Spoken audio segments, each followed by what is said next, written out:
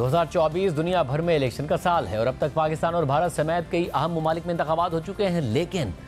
इन इंतखाबात में मुतादिद अपसेट नताइज भी सामने आ रहे हैं। जैसे भारत में मोदी को बड़े दावों के बावजूद वाज़ेह अक्सरियत नहीं मिल सकी। बरतानिया में 14 साल बाद हुक्मरान जमात कंजर्वेटिव्स को बुरी तरह से शिकस्त का सामना करना पड़ा और लेबर पार्टी 14 साल बाद दोबारा इक़्तिदार में आ गई। ईरान के सदारती इंतखाबात में एतदाल पसंद रहनुमा डॉक्टर मसूद पज़ेश्कियान को कामयाबी के बाद फ्रांस में भी इंतहाई दाएँ बाजू का इत्तेहाद मुतवक्के जीत हासिल नहीं कर सका और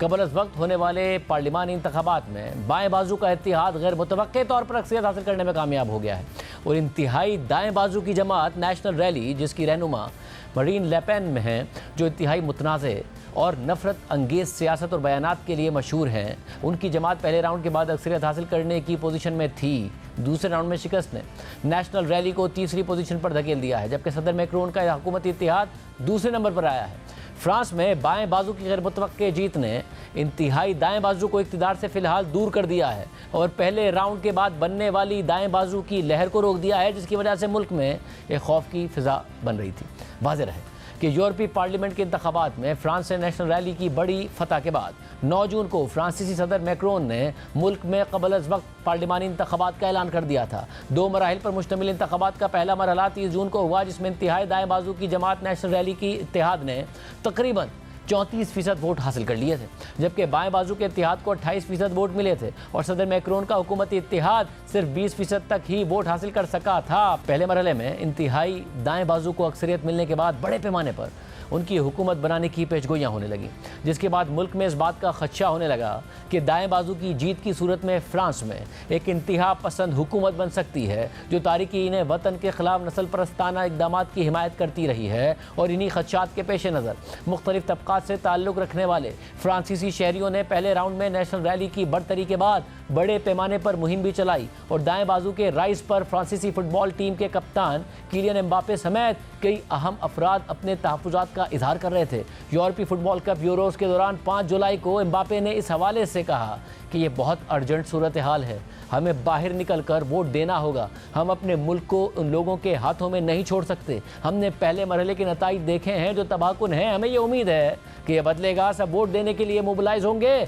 और सही लोगों को वोट देंगे। एम्बापे के इस बयान पर नेशनल रैली की रहनुमा ले पेन का रद्द-ए-अमल भी सामने आया, जिसमें उन्होंने कहा कि फ्रांस के लोग वोट डालने के मशवरों और लेक्चर से तंग आ चुके हैं और एम्बापे खुद इतने अमीर हैं कि वो तारिकीन वतन की नुमाइंदगी नहीं कर सकते हैं, जबकि अक्सर हल्कों में मोतदिल और बाएं बाजू के रहनुमा नेशनल रैली के उम्मीदवारों के खिलाफ एक दूसरे के हक में दस्तबरदार भी हुए, जिसकी वजह से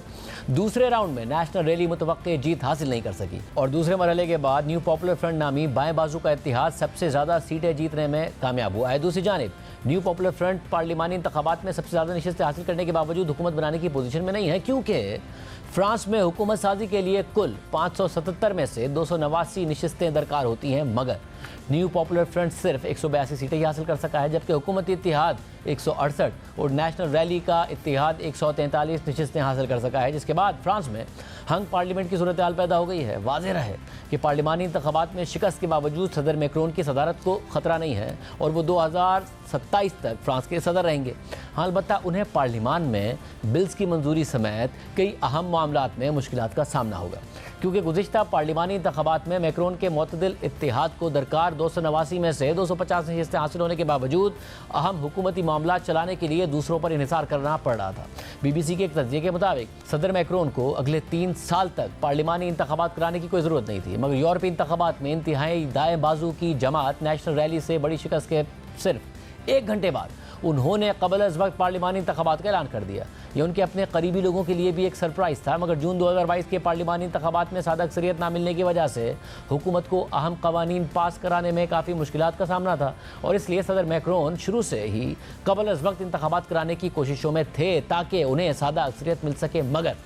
अब सूरत हाल मज़ीद बिगड़ गई है। इस हवाले से BBC के तज्ज़िये के मुताबिक फ्रांस का अगला वज़ीर आज़म कौन होगा, यही एक बात है जो शायद किसी को मालूम नहीं है। फ्रांस के गुज़िश्ता पार्लिमानी इंतखाबात के बाद होने वाले कन्वेंशन के बरक्स इसका जवाब मिलने में हफ्तों लग सकते हैं, क्योंकि पिछले चंद हफ्तों में फ्रांस के सियासी निज़ाम की नोयत को बदलने के लिए कुछ शदीद किस्म की चीज़ें हुई हैं। इस हवाले से चार्ल्स डी गॉल के ज़माने से हर इलेक्शन पर नज़र रखने वाले तज्ज़ियाकार अलैन डोमेल का कहना है कि अब सियासी पार्टियों का एक हुजूम है। 3 बड़े सियासी ब्लॉक्स यानी बाएं बाजू, इंतहाई दाएं बाजू और मोतदिल नज़रियात की जमातें हैं। उनके अलावा मोतदिल दाएं बाजू की जमातें भी हैं और उनके अंदर मुसाबकती रुझानात हैं। कोई भी पार्टी असेंबली में इतनी अक्सरियत में नहीं है कि वो अपनी बात मनवा सके, इसलिए अब हंगामा राई का एक तवील अरसा नागुज़ीर है, क्योंकि मोतदिल दाएं बाजू की जमातों और बाएं बाजू की जमातों से एक नया इत्तेहाद बनना है। एक दूसरे के खिलाफ अब तक जो वाज़ेह नफरत रही है उसके पेश नज़र ये वाज़ेह नहीं है कि ये नया इत्तेहाद किस तरह तश्कील पाएगा, लेकिन हम शर्त लगा सकते हैं कि सदर मैक्रोन के लिए गुज़िश्ता हफ्तों के तनाव के बाद ये मुफाहमत और लोगों की ख्वाहिशात के एहतराम का दौर होगा और ये दौरानिया पेरिस ओलंपिक्स और गर्मियों की तातीलात तक रहेगा और वो किसी शख्स को मुज़ाकरात की क़यादत करने और मुख्तलिफ जमातों के साथ मुफाहमत करने के लिए नामज़द करेंगे। क्या वो शख्स बाएं बाजू से कोई होगा, क्या मोतदिल जमात से कोई होगा, या फिर सियासत से बाहर का कोई शख्स होगा, हम नहीं जानते हैं। जो बात यकीनी मालूम होती है वो ये है कि फ्रांस अब मज़ीद पार्लिमानी निज़ाम में जाने वाला है। सदर मैक्रोन की ताकत कम होगी और ये ताकत नई हुकूमत के सरबराह को मुंतकिल होगी। इंतहाई दाएं बाजू की जमात नेशनल रैली बेशक पार्लिमानी इंतखाबात में अक्सरियत हासिल करने में नाकाम हो गई है, मगर इसके बावजूद उन्हें तारीखी वोट मिले हैं। नताइज के मुताबिक नेशनल रैली इत्तेहाद कुल वोटों का 37% हासिल करने में कामयाब रहा है। मगरबी मीडिया के मुताबिक इससे पहले वो कभी भी 18% से ज़्यादा वोट हासिल नहीं कर सका था, जबकि इसके मुकाबले में बाएं बाजू के इत्तेहाद ने 27% वोट हासिल किए हैं और सदर मैक्रोन के हुकूमती इत्तेहाद को सिर्फ 22% वोट मिले हैं। इसी तरह नेशनल रैली अकेले हालिया इंतखाबात में 143 नशिस्तें हासिल करने में कामयाब हुई है,